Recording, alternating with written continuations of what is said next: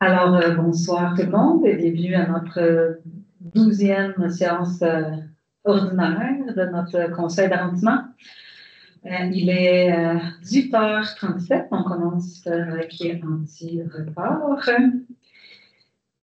Alors, il n'y en a pas eu de changement dans notre ordre du jour, on peut l'adopter comme ça. Les seuls changements, en fait, c'est dans l'ordre. C'est qu'on va commencer par juste avant, l'ordre du jour est adopté. Puis là, le procès verbal du 29 octobre. Est-ce que vous aviez pris le temps de lire? On l'adopte? Oui. Parfait. Et alors, là, maintenant, ce qu'on va faire, on avait changé un peu notre façon de faire. On a comme inclus les présentations là, quand les services venaient nous présenter, on a inclus ça dans notre conseil d'arrondissement pour que les gens puissent écouter. Puis la foule à la maison va nous écouter. Donc c'est le point 1.3, ce qu'on appelle le contrat de performance du service des sports, de la culture, de la vie communautaire. Et puis, c'est le bilan de 2024 et priorités de 2025. Et juste pour les gens qui nous écoutent, pour la foule, c'est que le contrat de performance, ce sont des services qui sont quand même intimement liés à la proximité, à l'arrondissement, et qui sont gérés par les services plutôt centrales à la ville. Puis là, après ça, à chaque année, ils viennent nous présenter tous les services qu'on a offerts à la population qui ont un lien avec l'arrondissement. Puis on fait un peu le bilan, puis on se projette un peu pour l'année qui s'en vient. Alors, sans plus tarder, je passe la parole à M. Jean-Yves Larougerie et Mme Caroline. Alors, bonsoir. Merci beaucoup de nous accueillir. C'est un plaisir pour nous, Mme Caroline Proux, chef de division loisirs et vie communautaire, et moi-même à la direction du service, de venir vous rencontrer pour effectivement, comme vous l'avez très bien mentionné, Mme la Présidente, le contrat de performance qui effectivement nous permet de créer ce lien étroit avec l'arrondissement pour faire état d'avancement du bilan des actions dans le milieu de l'arrondissement des nations. Effectivement, c'est depuis 2015 la réforme que ces contrats-là existent et permettent à ce moment-là au service de réaliser des activités en lien avec le champ de compétences des arrondissements en matière de proximité. Notre objectif premier, c'est de faire état du bilan, de vous entendre.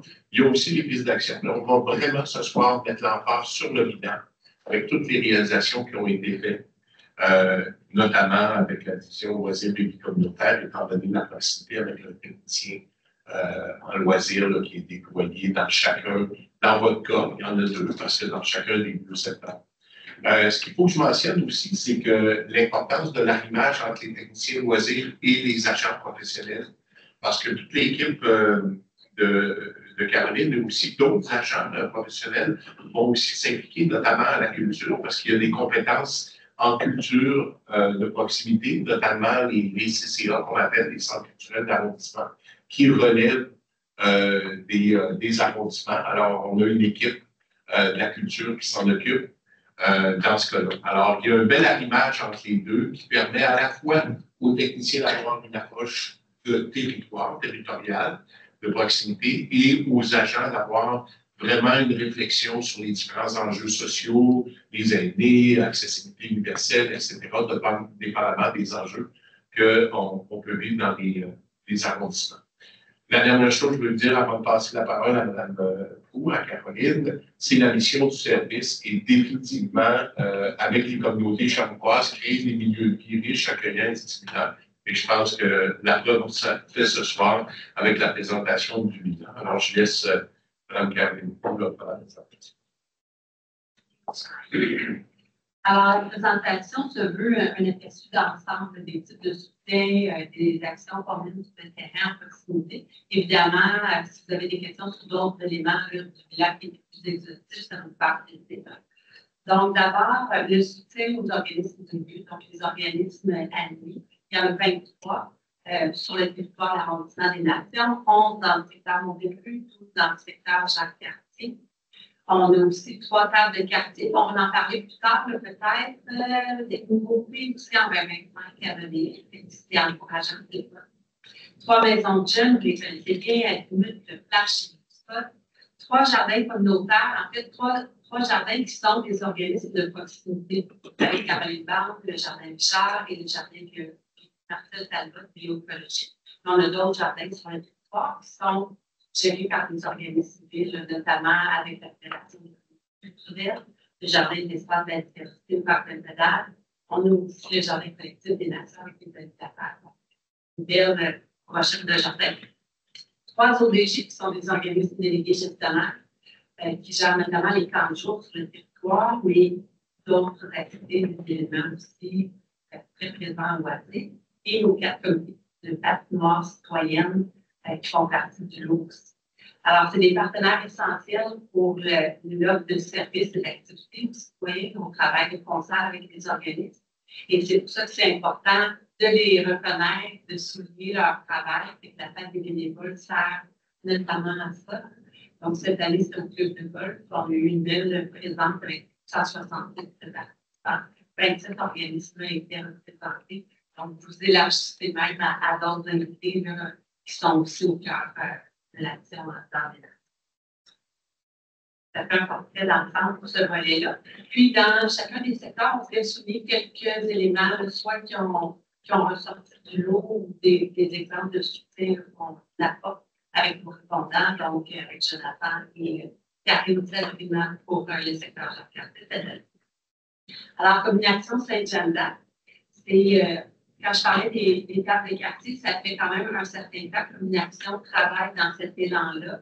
Donc, toujours leur comité de quartier Saint-Jean-d'Arc, on les appuie à différents niveaux, gouvernance, l'événement qu'ils ont mené cette année, le rendez-vous Saint-Jean-d'Arc.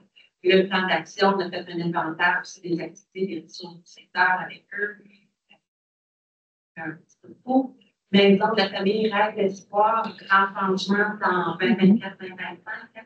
Donc, tout le transfert de leur activité, donc l'organisme va le faire des activités sur la période de dissolution et il transfère à Famille Plus leur bâtiment.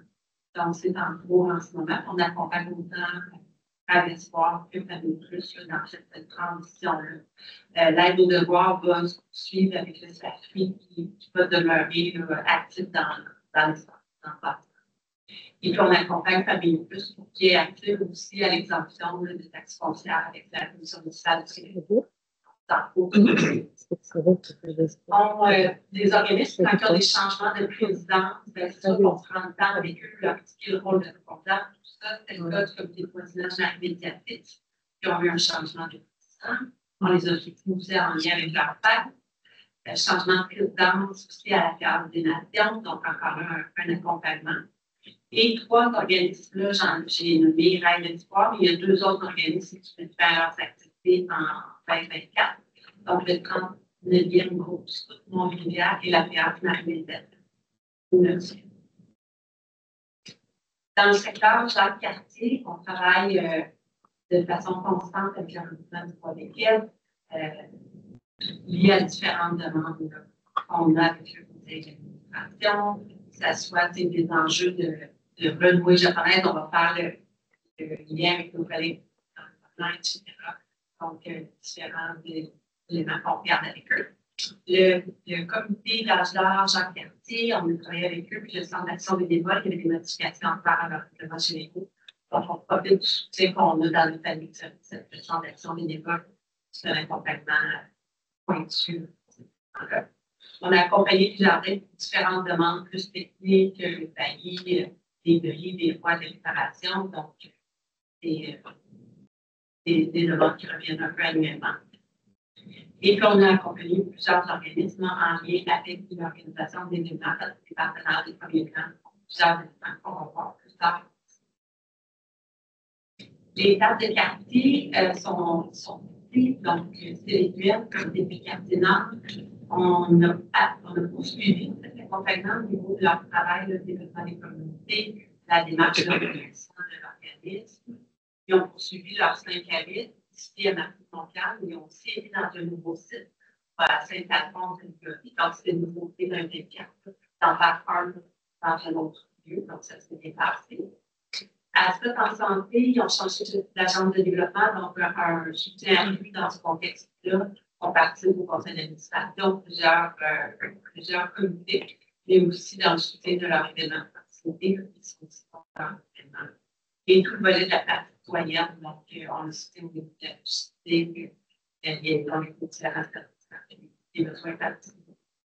Table de quartier, la robe communauté, encore là, il y a eu un nouvel agent, Daniel, qui a rencontré, donc soutien plus important dans ce contexte-là. On participe aussi au comité, etc. Et pour leur événement, on se rejoint par en chemin. C'est un petit peu plus important. Et ce que je disais tout à l'heure, l'espoir au niveau des dates, ben, c'est d'avoir un comité habitation chemin de l'homme qui a vraiment une visée d'élargir leur territoire qui couvre. C'est comme un sous-secteur. En plus, c'est très, très petit. Et puis, ils ont la visée d'élargir, puis autant au niveau des partenaires que le territoire. Voilà. Donc, c'est une bonne nouvelle, puis ça va rejoindre davantage ici. Puis Famille Plus, on va dans ce secteur-là, en fait, je pense. Famille Plus, ils déménagent. Oui, ils déménagent. Ils vont être vraiment dans. La géographie. Oui, je confirme. Vraiment dans ce secteur-là, ça va être super intéressant pour la dynamique. Ouais. Parce Les gens sur la rue Genet avant. Au niveau de la dynamisation du milieu, au total, il y a eu une douzaine de fêtes de voisinage. Juste un instant, Caroline. Est-ce qu'on pose les questions au fur et à mesure ou c'est mieux quand on passe, puis après on revient? Ça peut être au fur et à mesure. Pour justement le CVQM, il y avait aussi une réflexion, ça fait des années, là, sur le territoire, qui, au contraire, pour les cas de CVQM, c'est un peu trop large. Est-ce qu'il y a eu quand même des avancements de ce côté-là en termes de. La réflexion, c'est de garder le même territoire, mais de cibler des communautés en particulier. Il y en était venu à cette conclusion-là à la fin de leur réflexion de planification. Ne changeait pas l'étendue, mais il y avait garder les. Mais là, en même temps, pour celles qui ne sont pas priorisées, ça fait en sorte qu'elles ne sont pas. Ils demeurent comme en Belgique, et ils ne peuvent pas déployer le même niveau d'effort. Peut-être un complément suite à cette mission-là, ou parallèlement à cette mission-là, au niveau de l'ISDC, initiative Chenevoise en développement des communautés, ben, le niveau de soutien est plus local. Je pense que c'est quoi une demi-ressource ou même. Donc, ils n'ont plus de ressources. Exact. Mais de la Pharmacie puis de l'ISDC, un petit peu, mais pas de ressources comme l'agent de développement. Autrement dit, ce qu'on est en train de dire, c'est que c'est l'ICRE n'a pas le choix, justement, d'avoir cette approche-là. Et en contrepartie, ben, le soutien que d'autres tables à Sherbrooke ont de l'ISDC avec une ressource régulière qui est subventionnée par la FLAC, Fondation du Cerveau Chagnon, avec une petite implication financière de la Ville, pas 50 000, mais la Fondation, c'est plus de 600 000 par année, donc c'est tout un levier. Ben, ils n'ont pas cette ressource. Alors, donc, ce qu'on est en train de vous dire, c'est qu'ils ont des choix, ils ont fait des choix, puis c'est correct aussi, parce que nous, on accompagne le milieu. Oui. Ils ont l'autonomie, ils ont leur choix. En contrepartie, ben, ils n'ont pas le soutien 100% de ressources que d'autres tables. Ce qui m'inquiète, c'est pas. Il y a ça c'est correct, je pense que c'est juste. Mais ce qui m'inquiète, c'est admettons, les secteurs qui ne sont pas couverts, qui n'ont pas vraiment. Parce que, par exemple, je vais vous dire, le CVQN, il va justement à mon district. OK? Puis, sauf que la vérité, c'est que dans mon district, il n'y a pas une vraie table de quartier qui est super impliquée dans la communauté. Mais comment ça marche, justement? Fait que là, si eux, ils ne veulent pas, admettons, délaisser la partie qu'ils ne vont pas prioriser. Si une autre table veut naître dans cette région-là, comment ça marche?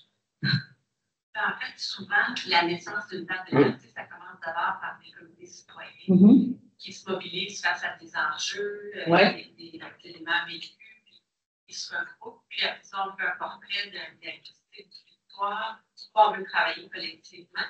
Et si ça va jusqu'à un plan d'action, puis il y a une volonté d'aller vers le table, je pense qu'on fait le maillage, la communication entre les deux pour voir qu'est-ce qu'on fait dans ce contexte-là. Mais on aurait le temps de voir venir, parce qu'avant qu'un comité citoyen devienne une table, ça peut prendre quelques années quand même. Là. J'ai déjà en tête, là, je sais pas, tu sais, je vois souvent la table, par exemple, les amis du parc André-Léger, ils agissent quasiment déjà un peu comme par le quartier, parce que là, ils font les maillages avec la maison des jeunes, avec les comités interculturels, qui c'est quelqu'un envoyé de l'ISDC qui développe ça. C'est un sous-secteur qui est dans l'ISDC, soutient aussi des milieux, pas juste des tables de quartier, donc ils sont soutenus juste le secteur André-Léger par un agent effectivement à partir. Et avant qu'il y ait le soutien de l'ISDC, la mobilisation, c'est quoi? Généralement, un an. Parce que dans le cadre de référence de l'ISDC, il y a une exigence sur une période de mobilisation pour démontrer la capacité de prise en charge, d'autonomie, etc., avant de financer les ressources de soutien. Il faut que le comité, comme a mentionné Caroline, citoyen, qui se transforme en table, démontre cette mobilisation-là pendant une bonne période. Oui. D'accord, merci. Je ne sais pas s'il y a d'autres questions sur les diapositives. On peut continuer, il n'y a pas d'autres questions. Alors, on était à la dynamisation du milieu, c'était une douzaine de fêtes de voisinage pour la fête des hivers, 2 promenades de James. D'ailleurs, le seul arrondissement qui a eu des promenades c'est début en mai dernier. 9 soirées de cinéma pénal. Un ajout dans le fond de foyer animé, jamais de la vie au niveau des patinoires citoyennes et 4 activités du circuit modifié dans le jardin. Et au niveau des événements, donc beaucoup d'événements dans chacun des secteurs, donc 11 événements, dont 3 qui étaient nouveaux pour le secteur Mont-Bellevue. Donc peut-être au niveau des 3 nouveautés, là, sont nommées au début, on se rejoint au parc de la communauté, Rendez-vous Saint-Jean-de-Lac, quartier Saint-Jean-de-Lac, et les chaufferettes qui ont eu lieu cet automne au parc Saint-Jean. Donc, c'est les nouveautés. On voit aussi le taux de participation pour la majorité des événements. Là, donc, les événements de voisinage, on est souvent 100 et 200. Ça va autour de 500 quand c'est des fêtes de quartier. Entre 400 et 750, ça varie. Puis, ça déroule dans 1000. Donc, on voit quand même un bon taux de participation. Ça suscite de l'intérêt. Et au niveau du secteur Jacques-Cartier, on a 15 événements de proximité. On a aussi des nouveautés sur la prochaine diapo. Donc, encore une fois, on voit toute la diversité, autant des fêtes en période hivernale, festivals, différentes formules aussi, la fête culturelle, les joyeux là-dedans. Et du côté des nouveautés, dans le cas, il y avait la fête de la rivière, c'était une première édition. Et la fête du parc de Stéphanie, aussi un nouvel événement avec 100 personnes qui ont participé. Donc, c'est des bons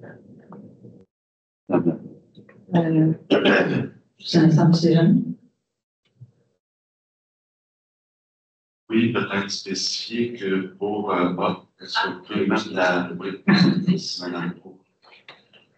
peut-être spécifier pour la fête de la rivière, c'était la rue et il y avait un autre là, dans ce jeu-là.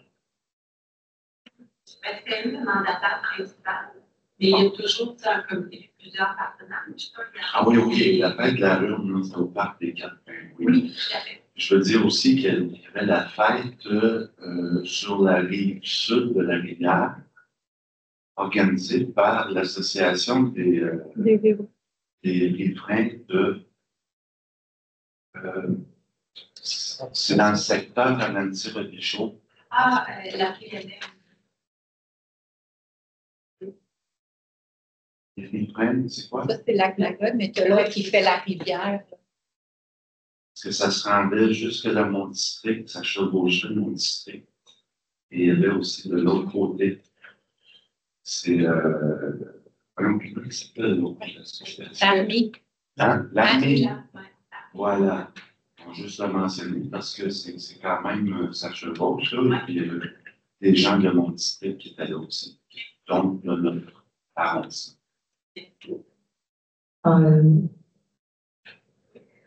Puis aussi pour les sentiers hantés, là, ben, c'est la même chose. C'est ça qui est super intéressant, c'est les organismes qui se mettent ensemble pour réaliser. Puis c'est ça qui se passe maintenant au Parc André Gigé. C'est rare qu'ils fassent un événement de chaque organisme. Tous les événements, tout le monde va participer. Puis il y a eu vraiment, là, encore une fois, l'année passée, c'était environ 2000 personnes. Cette année, je pense que ça a dépassé. Là, il y avait, je pense, je sais pas. En tout cas, moi, j'avais 500 sacs de bonbons. Là, la première heure, je n'avais plus rien. Oui, vraiment, c'était super, super intéressant. C'est ça qui est beau, c'est de voir. Puis là, il y avait vraiment l'implication des jeunes, la maison des jeunes. Et puis là, les parents qui viennent aider. Puis là, les gens qui habitent en face, là, des personnes un peu plus âgées, qui sont super intéressées, puis qui viennent, qui veulent participer, qui aident. C'est beau à voir. C'est aussi des occasions de voir comment on peut s'éduquer. Vraiment. Oui. Exactement. Là, ça devient festif, puis c'est très inclusif, il y avait pour tous les âges, puis donc c'est vraiment beau. Ouais. Si on passe au niveau des camps de jour, dans le fond, on mentionnait tout à l'heure, il y a 3 organismes délégués gestionnaires. Donc, au niveau du carrefour Accès-Voisine, ils ont dépassé leur cible. Donc, à 103 ils ont atteint là, plus de 1336 inscriptions d'une semaine. Et puis, CMLS, Centre du loisir de Sherbrooke, 95% de leur cible. Et Sherbrooke Projet Action, 83% de leur cible. Et quand même, c'est 4582 inscriptions. C'est pas bien sur des chiffres très importants. Et. Est-ce que c'est pas mal les mêmes chiffres tout le temps? Ils ne se rendent pas à 100% ou il y a une baisse démographique? En fait, il y a eu une baisse au niveau de la pandémie. Puis on remontait depuis ce temps-là, mais l'année dernière, Carrefour Accès-Loisir et CMLS, c'était plus plus. Donc, cette année, ils ont atteint, ils sont plus près de leur cible dépassé en fait Carrefour Accès-Loisir. J'avoue Loisir Action, c'était autour de ça, là, il faudrait que je vérifie, mais je pense que c'était autour de 85. Fait que, des fois, il peut y avoir ça peut être contextuel. C'est sûr qu'eux, ils ont tellement de semaines et ils ont tellement d'enfants que des fois, ça peut fluctuer. Mais on vise évidemment à s'approcher de 100% de leur cible. Puis, on a réajusté certaines d'OTG dans le renouvellement des contrats pour être plus près justement de la réalité. Il y en a qu'on a augmenté, puis il y en a d'autres. Puis l'autre volet qui augmente beaucoup, c'est le volet intégration des enfants franchis. Donc, les 3 ODG, le CAL a intégré 8 enfants en situation de handicap et puis embauché 11 accompagnateurs pour ce faire. Le CMLS a intégré 18 enfants et embauché 13 accompagnateurs et SLA a intégré 13 enfants et embauché 9 accompagnateurs. Puis, si je peux juste, puis ça vient d'ailleurs justement d'une obligation légale. Maintenant, le gouvernement a obligé les camps de jour. Puis là, cette obligation, elle vient avec le besoin justement d'engager des gens spécialisés pour ça. En fait, c'est pas des camps de jour spécialisés, mais puis on a vraiment un comité d'analyse pour s'assurer qu'on est capable d'offrir des accommodements qui répondent aux besoins des enfants. Mais il y a une limite. On n'est pas des camps de jour spécialisés. Il y en a sur le territoire. C'est ça. On n'a pas les camps ne sont pas spécialisés, mais il y a quand même des gens qui doivent avoir minimalement des habiletés pour accompagner, puis aussi avoir un ratio qui est beaucoup plus. Puis c'est souvent l'accompagnement. Ça va être soit un ratio 1 pour 1. On fait un accompagnateur pour un enfant, ou pour 2, pour 3 au maximum. Oui. Et puis après ça, on a aussi, tu sais, il peut y avoir des fois des besoins, et les animateurs vont avoir un regard bienveillant. Un ratio pour un groupe régulier, c'est un 15. C'est vraiment positif, là, parce que c'est inclusif, c'est super intéressant. Puis je suis très contente là, que nous, la ville, on puisse soutenir ça. Il faut quand même dire que c'est une obligation qui vient, comme d'habitude, pas avec les ressources qui doivent venir avec les ressources financières. C'est pour ça d'ailleurs qu'on a eu même pour notre budget là, pour les prochaines années. Parce qu'on sait que ça va juste en... Au niveau des maisons de jeunes, on a 8 maisons de jeunes sur le territoire, mais donc 3 dans l'arrondissement qui travaillent ensemble, notamment pour leur activité de collecte de fonds, le barrage routier. Il y a seulement 2 barrages routiers à l'échelle municipale qui sont autorisés, dont celui de la Maison des jeunes. Donc, c'est déjà leur 5e édition et on a collecté 55 000 $ au total dans ces barrages routiers-là qui se séparent évidemment entre les jeunes. On a aussi travaillé, on a fait une rencontre de réseautage avec les organismes et les intervenants qui interviennent au parc Alfred-Élie Dufresne en septembre dernier. Donc, pour travailler avec la maison de jeunes, mais aussi les enjeux qui vivent dans le parc. S'assurer aussi de la cohérence de nos rôles, comment on intervient en complémentarité. Donc, ça a été très apprécié. On le fait actuellement 1 à 2 rencontres selon les besoins par année. Donc, ça nous permet de mieux intervenir. Et on travaille encore avec la maison de jeunes de Flash par rapport à leur bâtiment.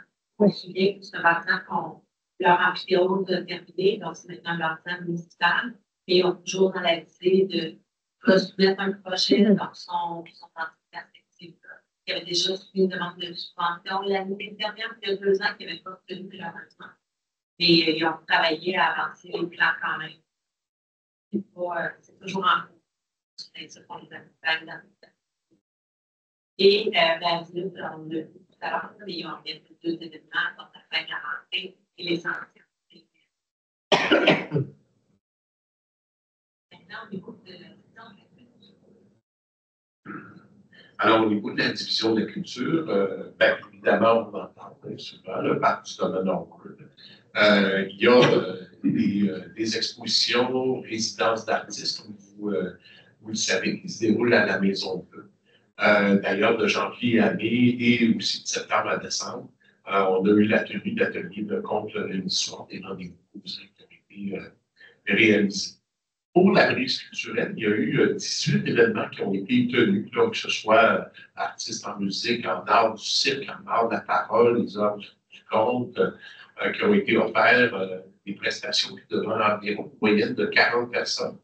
Ce qui faut mentionner au niveau de la brise culturelle, avant de faire la suite au niveau des différents CCA que vous avez, parce que vous en avez 2 là, dans l'arrondissement des Nations, qui est Baobab Café, le comité art et culture de Jean-Cartier. Au niveau de la brise culturelle, on met les informations générales ici. Mais on vient de recevoir, on a reçu il n'y a pas longtemps les rapports des CCA pour la brise culturelle. Alors, on va vous les envoyer, vous allez les recevoir, votre directrice d'arrondissement va les recevoir de mon équipe de la division de la culture. Vous pourrez à ce moment-là les recevoir en pleine connaissance. Ici, à la lecture de ces rapports-là, vous vous dites, ah ben moi, j'aimerais rencontrer la chef de division de la culture, Mme Lépine. Elle pourra venir vous rencontrer avec vos questions, vos préoccupations, pour garder le meilleur moment. J'ai fait la même chose aux 3 arrondissements là, lors des tournées des arrondissements. Le dernier ce soir, là, qu'on fait au niveau du contrat de performance. Alors, vous pourrez à ce moment-là poser vos questions, échanger si vous en jugez bon là, à la suite de la lecture là, des 2 rapports, parce que vous allez avoir un rapport par CCA au niveau de la prise culturelle concernant votre arrondissement. C'est un petit peu l'approche qu'on voulait faire. Prenez acte du rapport, puis par la suite, ben, on sera en appui, si vous voulez, une rencontre en atelier, la forme que vous souhaitez. Au niveau du Baobab Café, ben, il y a eu 4 expositions en art visuel et plus d'une centaine de micro-activités, vraiment, là, des petites rencontres en art de la scène ont été réalisées avec un grand dynamisme, comme vous le savez, au Baobab Café. Et je pense que c'est un CCA, un centre culturel d'arrondissement très, très actif également. Pour tout ce secteur-là, qui en avait énormément besoin. Le comité art et culture Jean-Cartier, ben, lui, poursuit cet organisme qui se déploie là, qui s'est déployé en 24, là, en 3 espaces principaux. On parle de l'espace galerie du Centre communautaire culturel François Donne, à qui il y a un mandat, le centre-ville, et dans le parc du domaine Howard aussi, avec la Maison Bleue, là, qui a une présence qui est là. Et bien sûr, favorise un peu les espaces extérieurs et tout ça. Dans l'espace galerie, à ce jour, là, il y a eu 6 expositions qui se sont à ce moment-là. Au niveau de la division des sports, ben, effectivement, on le voit, la pratique libre est de plus en plus importante au parc Jean-Cartier, Lucien Blanchard et Montréal. Des endroits qui sont propices à la pratique libre, qui prend de plus en plus de place depuis la pandémie. Une grande place, mais qui est davantage présente. Un nouveau programme aussi d'accessibilité qui a été fait au complexe OGM. Ce qu'il faut savoir, c'est que pendant la pandémie, on a collaboré pour donner un partenariat avec le complexe Thibault pour justement pas qu'il ferme parce qu'il y avait besoin d'ouvrir par la suite et tout ça. Et on a, avec une banque d'heures, réalisé une entente pour organiser du patinage libre et du hockey libre au niveau du complexe au profit de la population. Alors, nous, on a toute cette banque-là, puis on réalise ça avec le complexe Thibault. C'est tout conventionné et on suit ça. Fait que ça permet à la population de profiter de cette infrastructure-là, qui est quand même de très grande qualité, là, qui est dans l'arrondissement. Au niveau infrastructure aquatique, eh bien, la piscine d'Alfred Dufresne va faire des bains jusqu'au week-end à la fête du travail. Les cours de natation, la piscine du parc Saint-Alphonse-Ligorie et parc Alfred Dufresne ben, ont été offerts à la population. C'est par la division des sports. Évidemment, on est conscient d'une piscine qu'on verra réouvrir là, dès qu'on le pourra. Puis d'ailleurs, ça me permet de vous dire que quand on voit au niveau des piscines, ce qui est important de dire, c'est qu'on analyse les besoins en fonction des piscines. C'est-à-dire qu'il y a des endroits où on dit « Ah, telle piscine est en eau profonde, donc pour apprendre à nager, à survivre, alors il faut les conserver. » On sait qu'on a 3 piscines en eau profonde. Et quand je dis ça, ça ne veut pas dire que là où il y a des corridors de nage, on ne peut pas apprendre à nager, au contraire, mais on peut toucher le pied. Exemple, à la nouvelle piscine à Victoria, c'est 4,5 pieds de profondeur, donc un adolescent, et adulte évidemment, touche au fond. Mais pour survivre, comment? Ça dépend. Ça dépend de l'endroit. Mais bon, c'est 4,5 pieds. Et donc, ce que je veux dire, c'est qu'en eau très profonde, comme Optimist, No ou Élie Dufresne, ben là, à ce moment-là, on apprend, c'est apprendre à nager pour survivre, parce qu'il ne touche pas au fond. Donc, si on se retrouve dans une situation où c'est dans un lac ou quelque chose comme ça, ben, ils ont appris à nager pour survivre dans ces piscines en eau profonde. Quand on vous dit ça, ce qu'on est en train de vous dire aussi, c'est que les piscines, on les voit vraiment comme des infrastructures municipales qui se complètent, avec tantôt un besoin pour nager pour survivre, pour nager avec des cocktails, tantôt pour une piscine plage pour la famille avec accessibilité universelle. Quand on regarde l'ensemble des bassins aquatiques et des piscines, on l'analyse de façon à ce qu'elle soit complémentaire dans l'offre et qu'on peut diriger les gens selon les besoins ou offrir des cours selon les besoins. Quand on vous dit, par exemple, telle piscine, on veut conserver cet élément-là, mais on analyse le besoin là-dessus. Alors, quand on va arriver avec les prochaines piscines, ben, on aura ces genres de réflexions. Puis, voilà, je vous reviendrai avec le plus grand. Fait qu'au niveau de l'achalandage pour record pour la patinoire bleu-blanc-rouge, écoutez, je pense que je n'ai pas besoin de vous donner quoi que j'ai quelques chiffres, mais j'ai regardé avec mon chef de division ce soir, mais je vous dis sincèrement, la participation est énorme.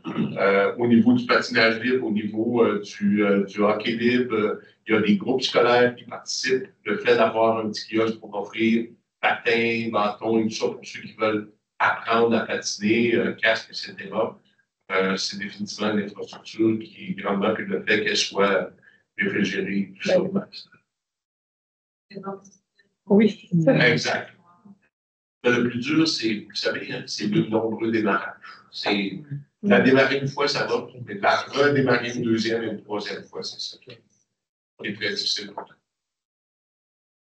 Je Je vais terminer avec la division des événements, simplement pour vous dire, c'est une série de parcs, vous en avez plusieurs, effectivement, c'est souvent qu'il y en a de plus de parcs, où il y a différents événements qui se déroulent. On ne fait que l'énumérer dans la division événements parce que, comme vous savez, avec le volet du guichet unique de la division des événements sur l'aspect logistique, ben, on a dit, ben, la meilleure façon de présenter ça en une diapo, c'est de dire voici l'ensemble des parcs sur lesquels ça se déploie.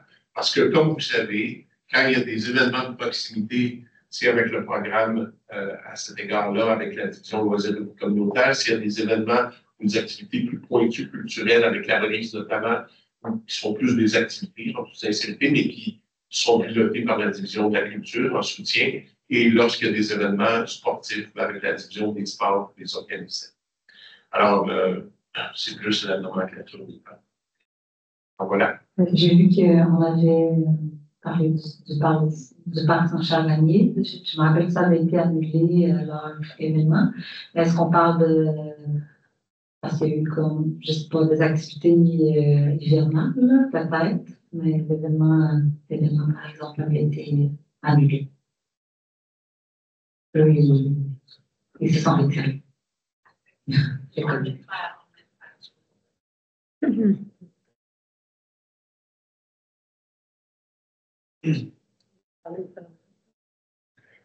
Oui, c'est vrai. Merci beaucoup. C'est sûr que j'avais une préoccupation avec est-ce que c'est les QM, les SDC, c'est sûr que voilà, pour les raisons que vous en parlez.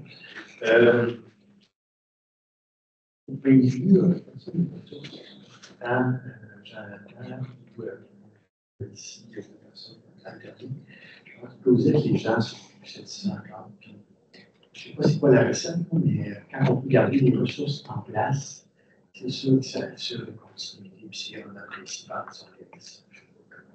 Une organisation qui est une échelle de comment on peut fonctionner. Et il faut avoir assisté à des fêtes de quartier et de voisinage aussi. Un des bénéfices d'avoir regroupé l'ensemble des événements, je pense qu'on peut avec tous payer des clients qui reçoivent, qui arrivent avec un robot. C'est sûr que ça prend beaucoup d'engagement des gens. Mais on a une recette quand même fort intéressante. Pas juste cette température des coûts, c'est le mot des choix. Mais je pense que c'est une des belles réalisations avec la centralisation. Puis aussi d'avoir demandé qu'il y ait un contrat de performance, d'avoir ici chez l'université, près de M. Poirier, c'est sûr justement qu'on puisse donner le suite à la fin de saison ou à la mort de l'outil. Je pense qu'on a quand même intervenu au fur et à mesure, mais c'est toujours agréable d'avoir une vision de l'ensemble, un peu de voir. C'est vraiment beaucoup de choses qu'on à travers le territoire. On parle juste de l'arrondissement des nations, puis c'est quand même beaucoup. Il y a beaucoup de choses qui se passent. Vraiment, c'est une ville dans une ville de nations. Mais aussi, ben, tout ça, c'est grâce à l'implication de nos organismes aussi, du lieu là, qui vient, mais aussi du soutien de la ville de Sherbrooke. Il faut quand même se dire qu'on est quand même impliqué, que c'est vous. Je suis contente et fière quand je regarde ça. C'est bien de voir comment on peut soutenir les citoyens, les initiatives citoyennes des organismes qui sont là pour en proximité, pour animer, pour dynamiser nos milieux, nos parcs. C'est très apprécié. Puis, on rencontre le citoyen, puis il parle, il dit à quel point c'est agréable. Mon Dieu, il y a beaucoup de choses qui se passent ici. C'est au parc de Réfugiés, au parc Chauveau. C'est quand même, on dit que c'est le comité citoyen pour la patinoire, là, mais ils ont quand même, ils organisent quand même la fête nationale du parc Chauveau, là, qui est ça aussi, je pense. Cette année, ça a plu quand même, il y avait la pluie, mais on avait, je ne sais pas moi, 1500 personnes, là, quand même. Puis c'est juste de bénévoles, puis qui s'impliquent. Puis Juste 2020, c'est le quartier au complet qui débarque au parc puis qui vient organiser ça. C'est tellement intéressant. Ça tisse des liens, ça crée vraiment un lien d'appartenance. Vraiment beau. Fait que, sur ça, je pense qu'on a fait le tour. Je vous remercie d'être venus. On va pouvoir passer au prochain point. Merci beaucoup. Donc, on va passer au point de comité de groupe de travail du conseil d'arrondissement, du comité consultatif d'urbanisme. Je vais quand même ouvrir les dossiers parce que le monsieur, le président du comité consultatif d'urbanisme est absent par des raisons de santé aujourd'hui. Il y a un petit grippe d'homme.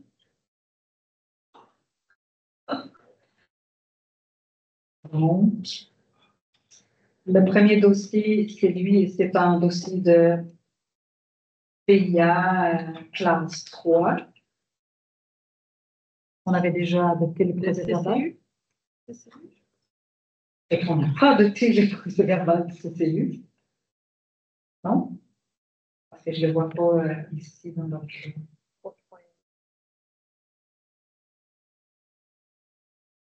On n'avait pas adopté? On l'a adopté dans ce cas. Le PV, on avait adopté, c'est celui du 29 octobre. Puis ce qu'on n'avait pas adopté, c'est celui du comité consultatif d'urbanisme. Merci. Je pense que vous êtes là. OK, on peut l'adopter. Ben, en fait, c'est moi qui étais là présente. Puis je vous confirme. C'est conforme. Merci, bonne soirée. Et là, on va pouvoir passer au point 6.1.1, qui c'est une demande d'approbation de PIA classe 3. Puis, c'était une intégration. J'essaie de me rappeler c'était quoi. Je suis désolée. Ce que je vais faire là, pour bien suivre, je vais aller dans mon site. Donc, c'est ça, oui. Fait que là, c'est la restauration de la porte avant. C'était le remplacement aussi à l'identique de la porte musculaire, et avant aussi. La restauration des garde-corps et des colonnes. Le remplacement de mains courantes de la galerie avant métal. Et c'est ça. C'était ça. Puis, on a recommandé le plan d'implantation et d'intégration architecturale pour les travaux de restauration qui sont conformément aux documents, qu'ils soient recommandés, qu'ils soient faits, qu'ils soient approuvés.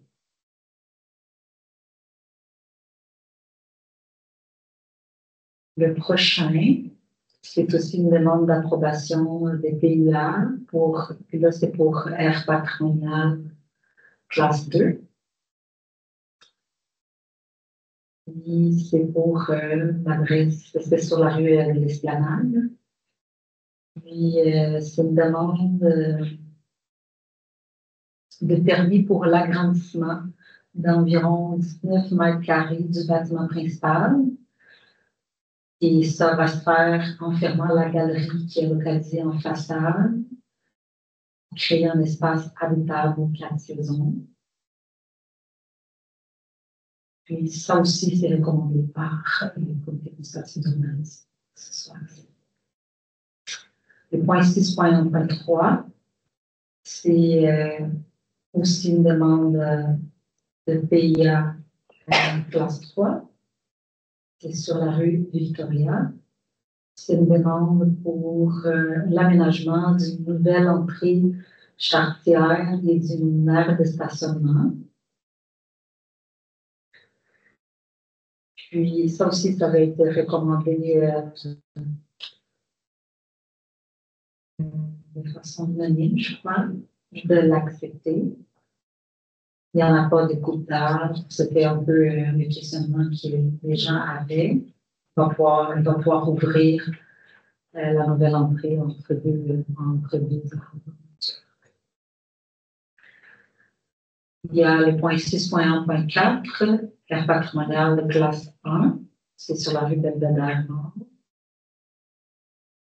Ça, c'était pour l'agrandissement du bâtiment dans la cour latérale et la réfection de l'accès universel au bâtiment. Il est plus excusez-moi, c'est long. Je suis désolée, c'est parce que là, je ne vois pas l'écran, parce que je vois, je regarde le SD, c'est pour ça, fait que je me fie sur vous me dites si je vais trop vite. Ça, c'était la recommandation, c'est qu'en élément architectural ou paysager, faisant office d'écran à la base des murs, soit ajouté pour réduire visuellement la portion en porte-à-faux. Ça, c'était un peu une condition qui avait été émise par le comité consultatif d'urbanisme, mais aussi qu'un aménagement paysager soit prévu avec la proposition qu'avec l'existant. Si vous voulez intervenir, non?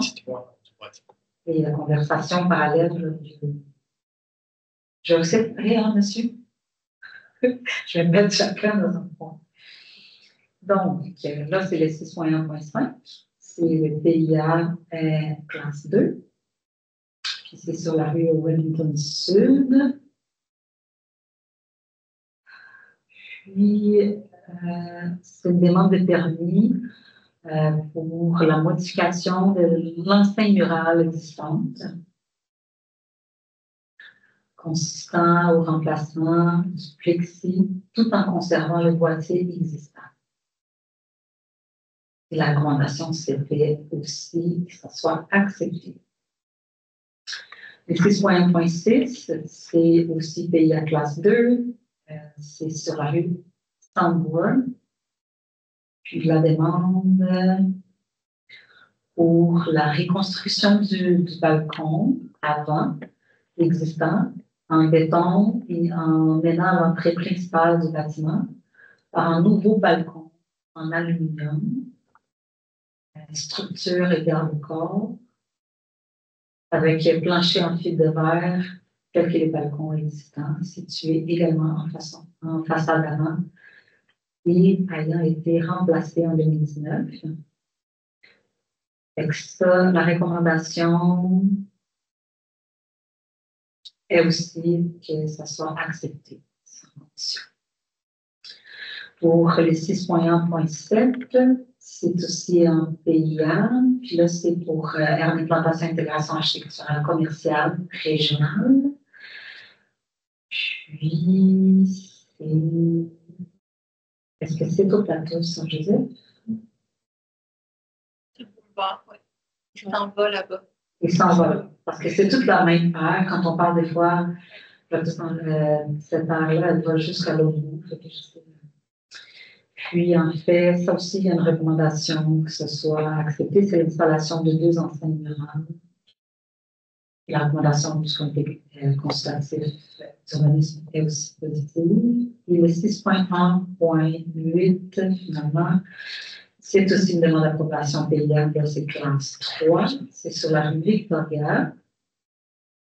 Puis, là, c'est pour divers travaux de rénovation extérieure consistant à la réfection complète de la galerie avant avec un cèdre naturel, la réfection de la galerie en arrière par le remplacement des persiennes par un revêtement d'écrin de bois, par le remplacement des 5 fenêtres existantes par des fenêtres en PVC, par l'ajout de 3 fenêtres en PVC sur le côté gauche, par le remplacement de la toiture, aussi, revêtement métallique, et enfin par le remplacement du bardeau d'asphalte du pigeon de la galerie en arrière en bardeau de cèdre.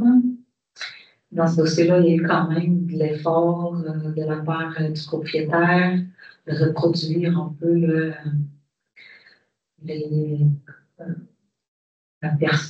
comment on appelle ça? Les persiennes en arrière existant. C'est quand même assez unique. Puis, le comité consultatif d'urbanisme était content. Les propriétaires avaient décidé d'aller vers ça. Et je pense que là, on a fini le dossier du comité consultatif d'urbanisme. Alors, le prochain point, c'est le 8.1.1. C'est le dépôt du tableau des dépenses de fonds médiés. C'est le fonds qu'on utilise pour soutenir notre plan d'action en arrondissement. On fait marcher le plan d'action pour plusieurs initiatives. Ça va. Le prochain, c'est le 8.1.2. Et là, c'est le dépôt du calendrier des événements à venir. Comme on dit, c'est pas exhaustif comme événement, on a quand même pas mal. Pas cette fois-ci. Tu vois, je ne vois pas l'écran, mais je dis n'importe quoi. Puis après ça, 8.1.3, c'est le dépôt du budget des frais de représentation sociale.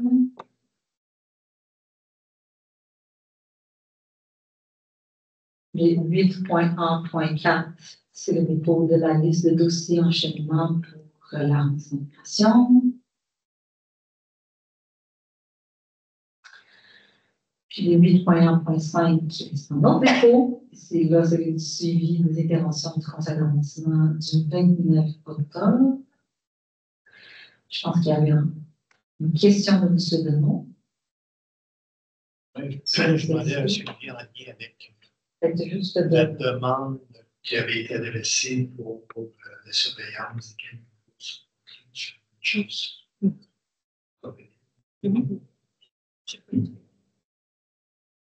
Madame Laroche. Puis juste pour nommer, on avait aussi Madame Robert qui était venue pour un dossier dans mon secteur sur la allée, mais tout a été réglé. On a pu trouver les réponses et je lui ai communiqué la réponse. Je me souviens pas si je l'avais bien. Oui, pour vrai? Elle a mis là. OK, parfait. Sûrement. Tu l'as pas? Ah non, on n'a pas été mis l'un ni l'autre. As-tu fait de la réponse? Voilà. Je suis sûre que je t'ai mis en CC de la réception, mais je vous transfère ça dans la directrice. Parfait. Là, le prochain point, c'est aussi en fait en dépôt de notre plan d'action. Le premier point, c'est le 8.2.1, c'est le bilan de 2024, des actions qu'on a réalisées en 2024. Et puis, pour le point 8.2.2, c'est plutôt les priorités qu'on souhaite réaliser en 2025.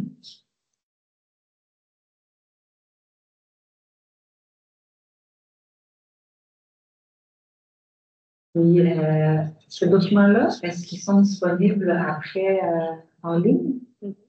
Dans quelques jours, quelques semaines, ils seront disponibles en ligne sur le site de la ville si vous souhaitez les consulter. Sinon, le point 8.3.1, c'est demande de soutien financier pour aménager des espaces collectifs et des socialisations pour jardin communautaire Caroline Bond, district du Golfe, M. Deneau. Si, donc, on a eu un projet pour l'aménagement pour 5 750 $. Oui, sur le 2024. Et tout le monde est d'accord. Le point 8.3.2, c'est octroi d'un mandat d'animation d'une rencontre citoyenne pour l'acceptabilité sociale d'un projet résidentiel dans le district de M. Jean. Merci, Madame la Présidente. À la demande des citoyens et citoyennes du secteur, dans les zones limitrophes, il y a un futur projet. Vous avez un souhait de faire une rencontre bilatérale avec le commandeur. Et pour ce faire, avec la meilleure façon serait d'engager les services d'une personne de l'extérieur. Donc, parce que c'est une Arménienne directe, la réunion s'est tenue. Ça a bien été. Ça va être pour les conclusions. Merci. Parfait. Merci.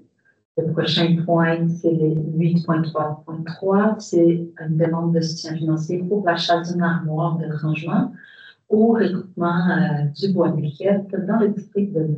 Lemont. Ouais, juste une correction, le point précédent. Au bois béquette, mais c'était au jardin communautaire. Oui. Au bois béquette. On dit que là, c'est une armoire pour du bois béquette aussi, qui utilise le pavillon par Saint-Alphonse pour certaines réunions. Donc, ça peut utiliser une perspective ensemble. C'est une armoire de 2 000 $ pour les bénéfices. Merci. Après ça, on a les points 8.3.4, assistance financière, projet de budget participatif du district d'Ascot. Madame Laroche. Oui, merci Madame la Présidente. En fait, c'est même ce soir en fait qu'on annonce ces projets et si mes collègues de l'arrondissement acceptent de soutenir financièrement. En fait, c'est plus de 10 projets qu'on a reçus au départ pour un montant qui totalisait de 29 751 $, pardon. Évidemment, dans ma partie de fonds dédiés pour le budget participatif, j'avais un montant plus bas que ça, donc de 11 570. Alors, c'est plus de 235 personnes qui sont venues voter ou qui ont voté en ligne au total, dont 198 étaient vraiment des résidents d'Ascot, donc ils ont vraiment eu le vote pour choisir les projets qui vont être soutenus. Alors, j'ai la grande joie d'annoncer les 3 projets qui ont reçu le plus d'appui de la population. Donc, on a un projet, le projet numéro 1 de l'organisme Globe Avenir, qui est Soccer pour les jeunes d'Ascot. C'est un organisme qui est très, très présent dans le milieu, qui organise des tournois de soccer, des parties de soccer dans différents parcs du secteur. Le deuxième projet, c'est un projet de famille espoir par et pour les jeunes. C'est un projet qui a été vraiment créé, rédigé, soumis et présenté lors de la soirée des votes par des jeunes qui fréquentent la famille Espoir. Donc, un très beau projet aussi où ils vont améliorer beaucoup la cour de l'organisme où les jeunes sont invités, tous les jeunes du quartier peuvent venir profiter des installations. Ensuite de ça, on a le projet numéro 3 qui va être soutenu aussi en totalité de l'accorderie de Sherbrooke, qui est un superbe projet aussi, cultiver l'entraide dans Ascot. C'est notre jardin solidaire qui est devant l'organisme qui est entretenu, puis il y aura des ateliers pour les citoyens de plantation autour des bacs de jardinage. Et là, ces 3 projets-là donc, sont financés à hauteur de 3 500 $. C'est le montant qu'ils demandaient. Donc, il restait 1 070 pour le projet qui a obtenu en 4e position du nombre de votes, qui est un projet de l'organisme VOSAC, qui est Ski pour tous.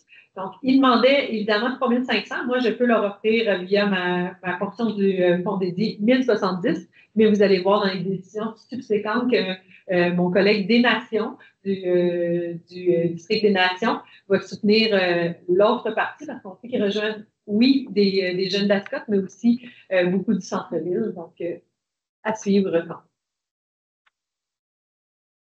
Et juste pour dire que tous les projets étaient merveilleux, ça a été vraiment, je pense que ça a été difficile pour les gens de voter, donc c'est ceux qui ont été retenus, mais chacun des projets avait vraiment une grande valeur.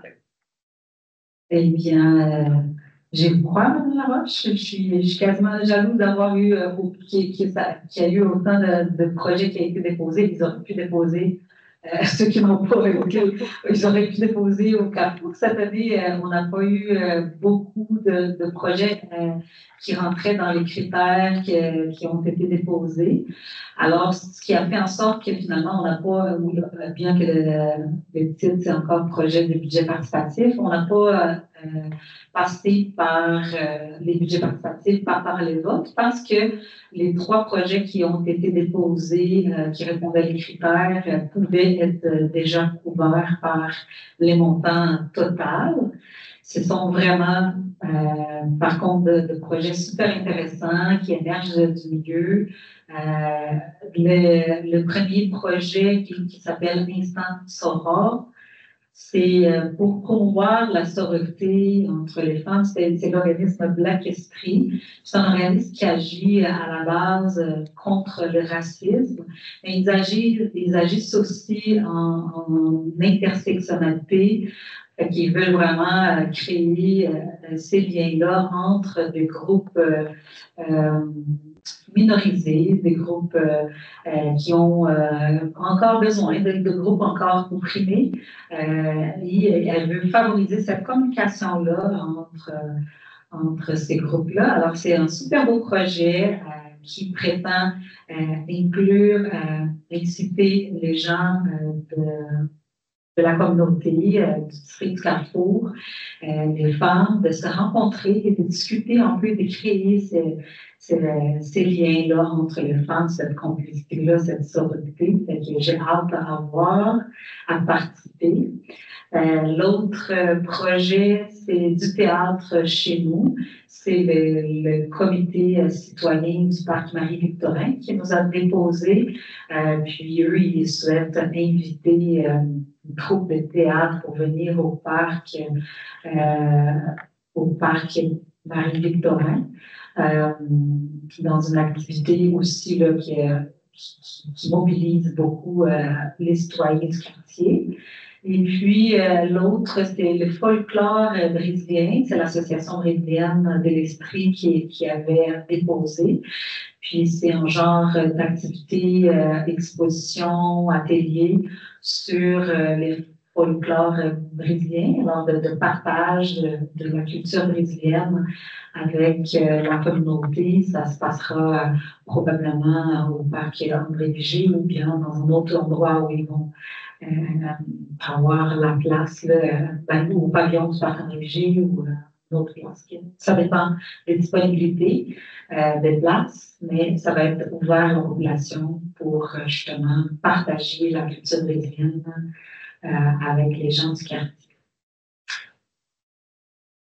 Et c'est un montant de 3 500 pour chacun de ces projets qu'on va pouvoir octroyer.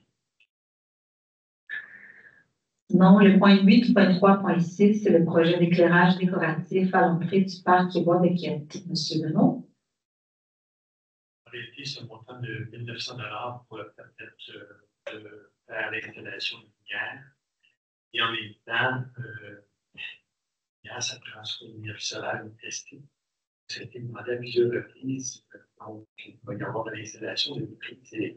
C'est aussi qu'il y a souvent des activités. Et un projet comme le développement un organisme, celui-ci, a des activités avec une génératrice. C'est les autres problèmes. Le point 8.3.7, assistance financière pour le centre multi-loisirs de Sherbrooke pour le samedi entre nous et le marchand de bonheur, arrondissement de Nancy. Oui, merci Madame la Présidente. Donc, c'est un projet qui se divise en deux volets, les samedis entre nous. Et c'est mon collègue du district des Nations, M. Reyes-Kiponge, qui va débourser 3 500 $ à partir de son fonds dédié pour ce projet qui permet de donner des pour les gens, pour découvrir leur vie quartier, dans le fond. Et le deuxième projet, c'est les marchands de bonheur. J'aurai l'occasion de débourser 2 000 $. Et c'est un projet qui, on va distribuer 600 tasses de petits cadeaux réconforts et de surprises dans un quartier. Et cette année, c'est dans le quartier d'Anne-Memphis. Donc, on est très heureux de s'associer, M. Kiponge et moi, pour ce beau projet. Les 8.3.8, des noms de soutien financier volontaire, de la sensibilisation et d'action humanitaire pour le projet d'initiation au ski et activités d'hiver pour les enfants défavorisés des écoles 4 ans issus des communautés immigrantes. Madame Laroche. Exactement, c'est le projet dont je parlais tantôt qui est arrivé en 4e au budget participatif. Donc, mon collègue, M. Kiponge, va financer la balance que je ne pouvais pas financer avec mon fonds de 2 430 pour ce projet-là, qui vise vraiment à faire connaître le ski alpin au Mont-Bellevue pour nos jeunes qui arrivent d'ailleurs et qui n'ont pas eu l'occasion encore de s'y familiariser. Madame la Présidente, je viens de réaliser quelque chose lorsque M. Kiponge n'est pas là, ça lui coûte cher. On en profite.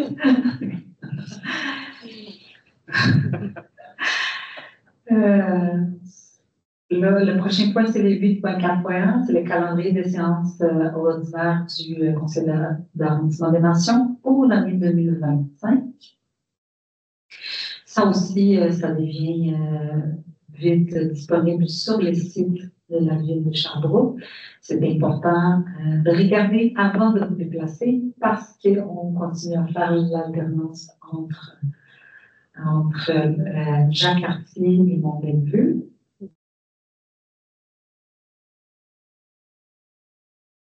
Puis on recommence alors notre premier conseil d'arrondissement, c'est le 28 janvier. Et ça va être ici. Une chance que j'ai ouvert. Le prochain, c'est le 9.1.1, aide financière 2025 aux organismes culturels admis au programme de soutien arrondissement des Nations. Est-ce qu'on a le nom?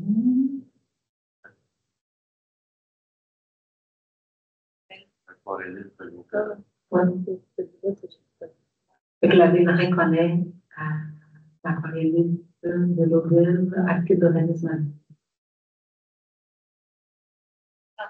652 $. C'est le montant qu'on donne aux organismes amis. Puis le point 9.1.2, aide financière à 25 aux organismes communautaires admis au programme de soutien arrondissement des Nations. On n'est pas obligé de lire tout, toutes les conventions de tous les organismes amis de l'arrondissement des Nations.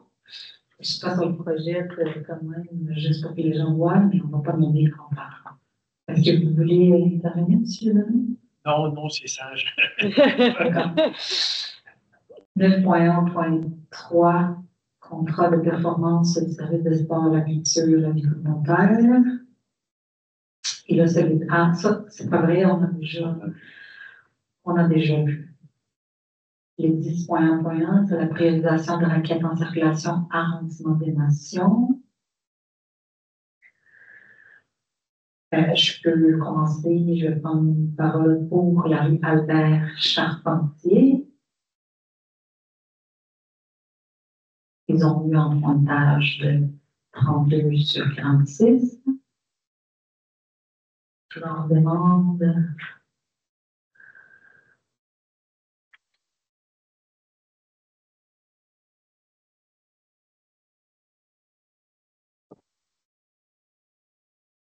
en fait, c'est ça.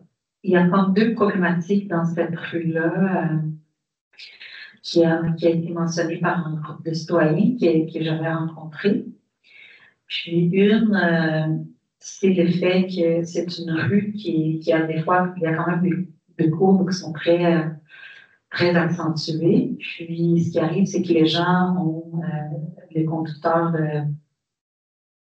automobiles ont la difficulté de garder leur voie, ce qui est un peu, c'est pas très sécuritaire, tant pour les automobiles qu'aussi pour les piétons, parce que des fois, il faut que la voiture dévie de l'autre. Puis, comme il n'y a pas de trottoir, les gens marchent tout le temps aux abords de la rue, il y a cet enjeu de sécurité-là qui avait été mentionné. Puis aussi, l'effet que les gens circulent quand même, vitesse parce que la rue aussi, elle a une côte, puis les gens prennent de la vitesse sur la côte. Fait qu'il y a comme deux problématiques qui ont été mentionnées, et là, on en voit en analyse par les services pour qu'on sache qu'est-ce qu'on va pouvoir appliquer comme mesure. Est-ce qu'il y a d'autres interventions, d'autres personnes qui veulent intervenir sur ça?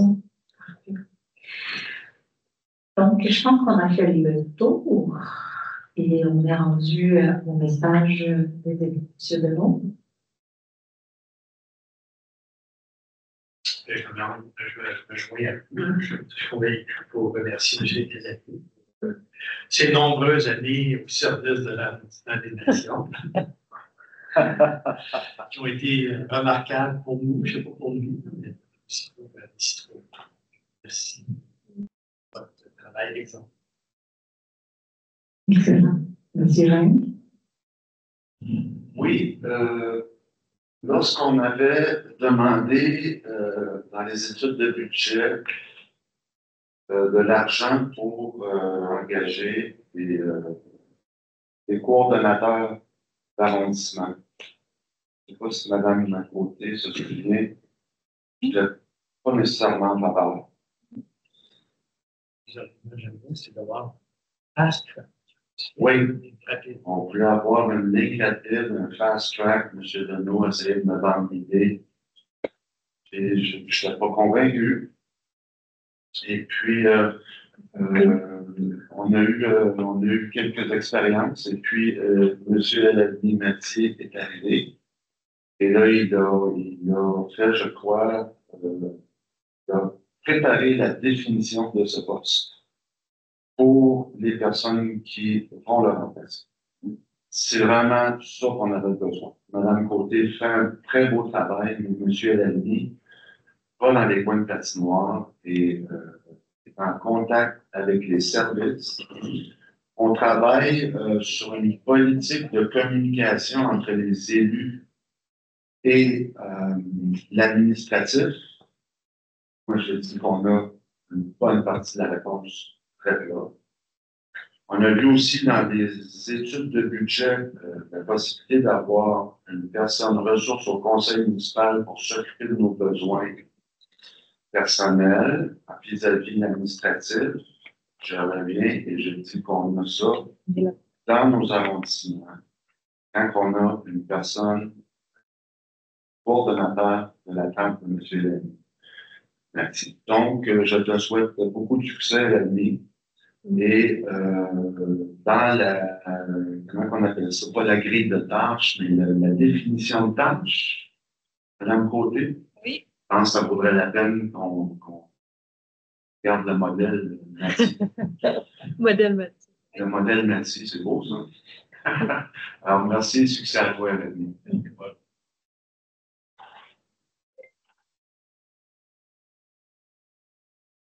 Madame Laroche?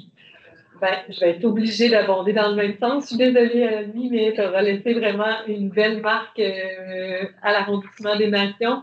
Honnêtement, ça a été vraiment un bonheur de pouvoir compter sur toi. Je pense que les citoyens, on l'a dit tantôt entre nous, mais moi, il n'y a pas un citoyen qui t'a parlé qui n'est pas sorti de cette discussion à la fois content, mais surtout en soulignant à quel point tu avais été professionnel, efficace, agréable. Fait que pour moi, là, t'es quelqu'un avec qui, en plus, en tant qu'humain, c'est vraiment agréable de travailler. Donc, je te souhaite juste le meilleur. On est vraiment triste de te perdre, mais on est content que ça soit pour que tu vives une expérience que tu voulais vivre. Donc, bonne suite pour le reste, puis on va s'ennuyer.